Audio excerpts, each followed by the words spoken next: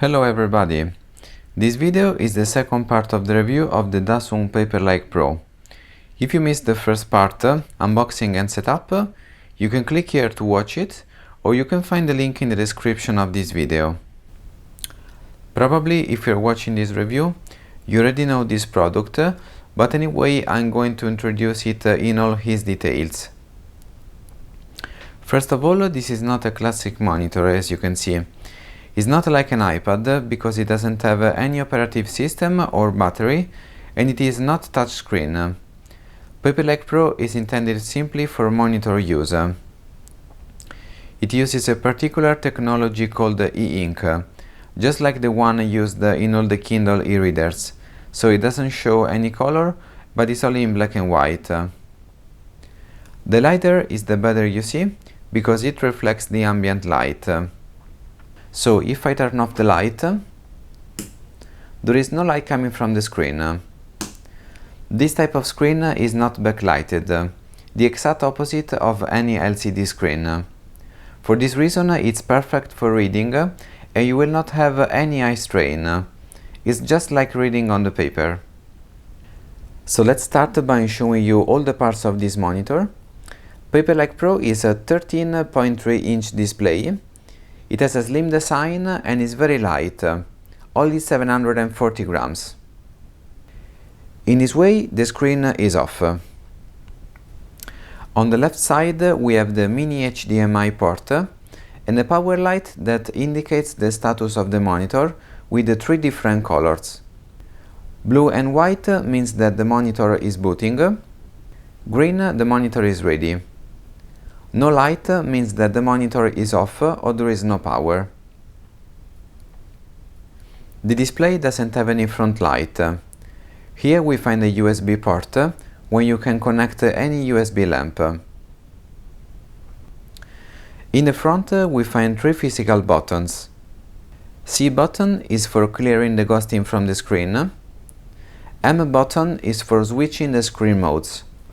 And power button, the red one, is to turn on or off the screen. Now that we plugged all the cables, the device is ready to use, and I'm going to show you how it works.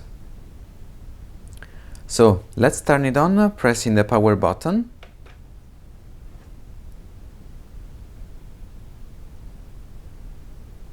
And here we are. The native resolution of the screen is 1600 by 1200 resolution. It can support even 1920 by 1200 resolution, but it will shrink to 1600 by 1200 resolution. Anyway, the image will be too small, so I would not recommend it. Now, before starting, I suggest you to increase the Dpi scaling level to 150%. In this way, you will have a bigger text and icons. So, just go to the system tray and right-click on the Dasung icon. Go to System Display Setting and under Change the size of text up and other items, choose the value 150%. In order to apply completely the new settings, you need to log out. Now I'm using already the resolution DPI scale to 150%. Another very important thing is that you can configure this monitor as an extension of your desktop, or you can use it as a mirror of your current screen. Personally, I don't like the extension of the desktop, so I use my Dasung as a duplicate of the screen. Basically, I use my Paperlike Pro for almost all my activities on computer, and I often leave my LCD off all the day. So let's go to Multiple Displays and choose Duplicate these displays.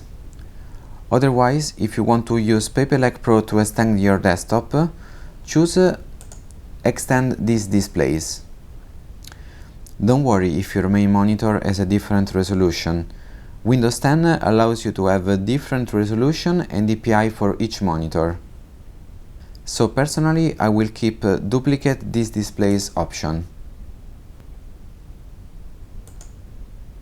Now let's have a look on the three screen modes. It's very easy to switch between them, and you have two ways to do it. You can easily press the M button on the screen, or you can right-click on the Dasung icon in the system tray and choose the screen mode in the menu. Now I'm going to show you the display modes and their features. So let's open a photo, so you can make a comparison and you can see the difference between the display modes.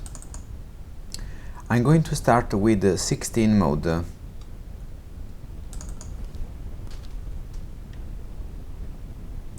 It has an excellent quality of the image, as you can see. It's very crisp, detailed, with 16 shades of grey. But it is the slowest refresh mode. I show you the desktop.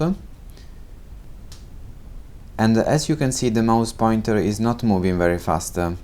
It has a lot of lags and is not easy to control the mouse. I suggest you to use this mode only if you need to look on a photo or look at some small details and you need the maximum possible quality. Or you can use it to read some text or a book and you don't need to scroll down the pages very often. I'm going to open the same photo. Let's clear the ghosting. And as you can see, the quality is very good. The next is the A2 mode. It's the mode that I use less. It uses 1-bit mode, only black and white, without any shade of grey. A2 mode, as you can see, is absolutely no good for photos because it has a draft quality. Instead, on the other hand, the responsiveness is quite fast.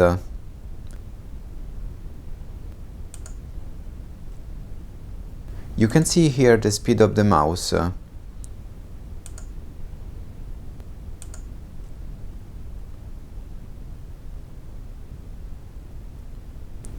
This mode is acceptable only if you need to edit or read some text, but is not good for photos. So I go back to the same photo. Let's clear the ghosting. And let's go to the Floyd mode. That's my favorite mode, and I'll show you why. Let's go to the desktop. Basically, it is a mix between A2 and 16 mode. It takes part of the image quality of the 16 mode, and it takes the refresh speed of the A2 mode. You can see here how I can easily control the mouse. There is no delay and it is very responsive. The image quality is still really good.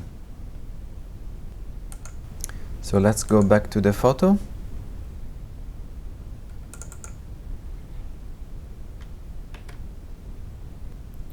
As you can see, even quality photos is absolutely acceptable.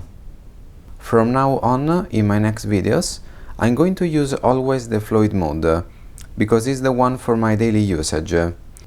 It has really the best quick response. This video that you watched, it's the first part of the full review. I'm going to publish soon other few videos about Paperlike Pro and my experience with it. If you have any question or any special request, don't hesitate to ask me using the comments. I will be very happy to answer you on my review. See you very soon on my next video.